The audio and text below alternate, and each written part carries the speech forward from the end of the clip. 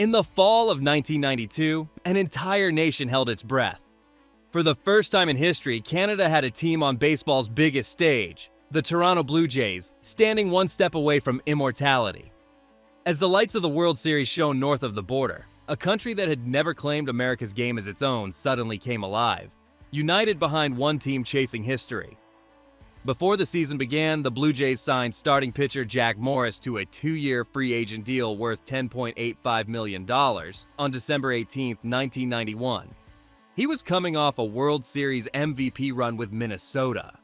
One day later, on December 19th, they also signed Dave Winfield to a 1-year deal worth $2.3 million to be the primary designated hitter. In '92, the non-waiver trade deadline was set for July 31st. After that date, teams could still make trades, but only if the players involved cleared waivers first, meaning every other team had to pass on claiming them. That rule is how the Toronto Blue Jays were able to make their crucial late-season trade on August 27, 1992, acquiring David Cone from the New York Mets, even after the official deadline. The deal happened through the waiver trade system, which allowed contenders like the Blue Jays to strengthen their roster for the postseason if other teams didn't block the move. The win-now trade for ace David Cone sent Jeff Kent and Ryan Thompson to the Mets. Cone went 4-3 with a 2.55 ERA for Toronto down the stretch. The Jays' season ended with 96 wins and 66 losses and finished first in the AL East by 4 games. Toronto set another attendance record at 4,028,318 fans and was not swept in any series all year. The playoff format in 1992 had only 2 rounds.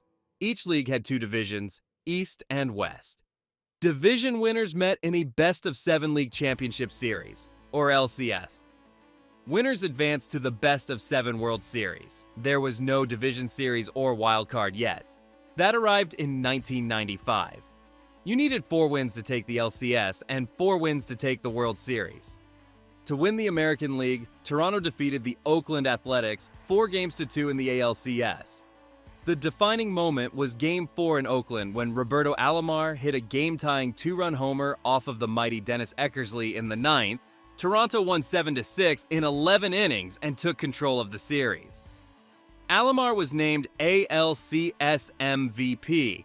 In the National League, the Atlanta Braves entered the 1992 World Series as back-to-back National League champions, coming off a 98-64 regular season that showcased one of baseball's best pitching staffs: Tom Glavine, John Smoltz, Steve Avery, and Charlie Leibrandt. They were young, dominant, and backed by the league's top defense. In the NLCS, Atlanta defeated the Pittsburgh Pirates in 7 games, capped by Francisco Cabrera's legendary 2-out, 2-run single in the bottom of the 9th to win 3-2. One of the most dramatic finishes in playoff history. Going into Game 1 of the World Series, most analysts picked the Braves as slight favorites, citing their pitching depth and postseason experience, though the Blue Jays were seen as the more balanced team with power, speed, and veteran leadership. So what was happening in the world in '92? There was a U.S. presidential election where George H.W. Bush, the sitting Republican president, faced Democratic challenger Bill Clinton. The economy was struggling, and Clinton's campaign slogan, "It's the economy, stupid," became the defining message. In Georgia, Bush's popularity from the Gulf War was fading, and Clinton's Southern roots helped him turn the state into a key battleground. On to the World Series. Toronto Blue Jays versus Atlanta Braves, Game 1, October 17, 1992. Atlanta Fulton County Stadium. The world in 1992 was full of election news and dominating U.S. headlines. In Canada, the Charlottetown Accord referendum was 9 days away. Politically, Canada in 1992 was tense and divided. Prime Minister Brian Mulroney was deeply unpopular, facing economic recession, and the country was preparing for the referendum on October 26th, just days after the World Series was set to end.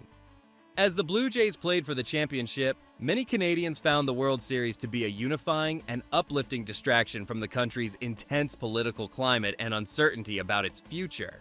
With the political battles dominating headlines and tensions high across both the US and Canada, the World Series offered a welcome escape.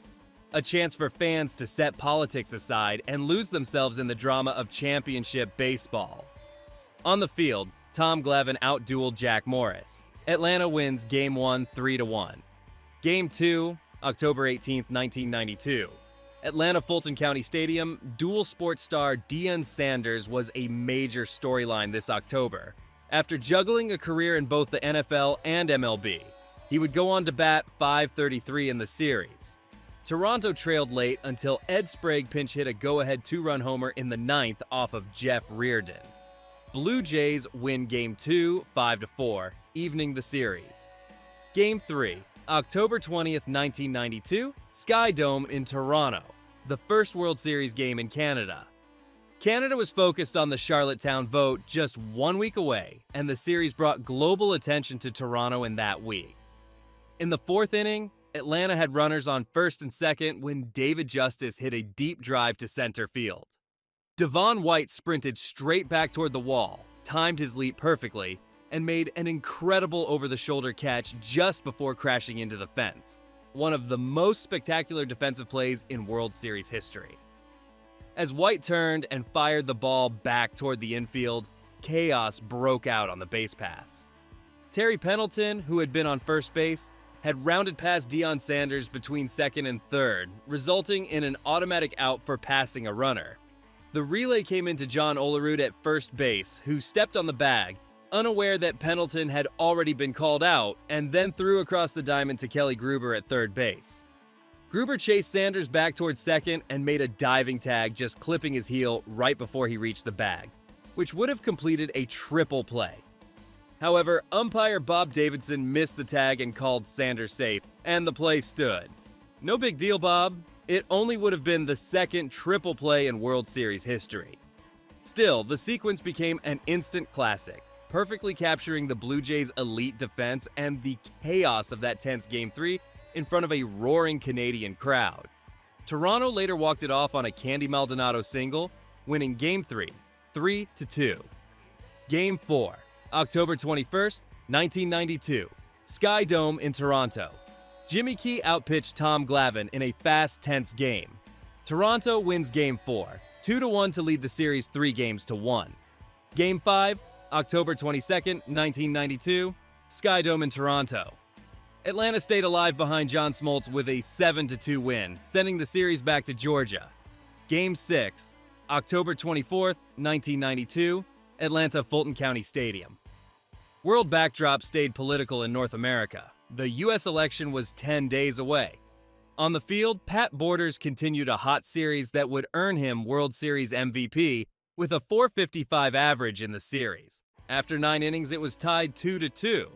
In the 11th, Dave Winfield delivered a 2-out, 2-run double down the left field line for a 4-2 lead. Atlanta scored once in the bottom half, then Otis Nixon tried a drag bunt with the tying run on third.